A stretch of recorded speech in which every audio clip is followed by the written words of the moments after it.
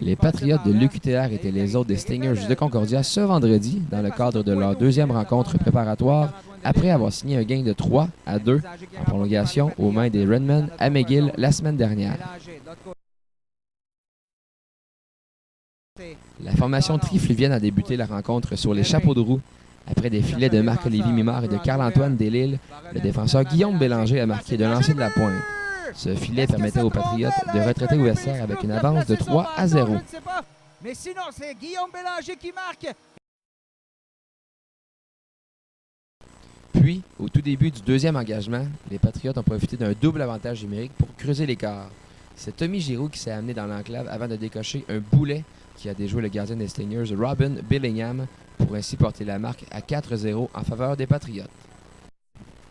Petite baisse de régime cependant du côté des hommes de Marc-Étienne Hubert, qui ont vu leur avance fondre de moitié lorsque Mathieu Boudreau et Marc-Olivier Groslot ont déjoué Sébastien Auger pour faire 4-2. Le deuxième entracte a semblé fouetter les joueurs des Patriotes et c'est la recrue Pierre-Maxime Poudrier qui a marqué son premier filet devant ses nouveaux partisans pour redonner une avance de 5-2 à son équipe.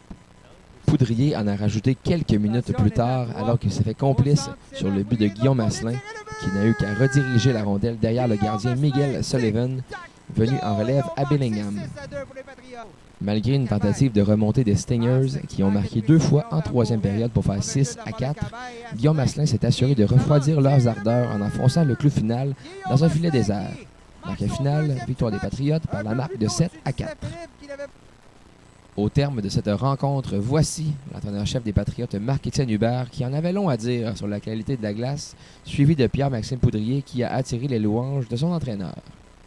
On ne veut pas s'en servir non plus trop comme excuse, sauf que la réalité est là, c'est que la glace ce soir, dans une température extérieure comme on avait aujourd'hui, est vraiment, vraiment difficile à jouer, que ce soit pour les jambes des joueurs, l'intensité, puis l'exécution, c'était très, très difficile. Donc nous, on est une équipe de possession de rondelles, on est une équipe qui joue beaucoup en support, on est une équipe qui veut garder la rondelle, attaquer ensemble, revenir ensemble. Donc toutes ces choses-là, ça a été difficile à exécuter ce soir.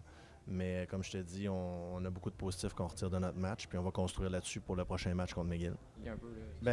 Poudrier, encore une fois. Pierre-Maxime, il est tout feu, tout flamme.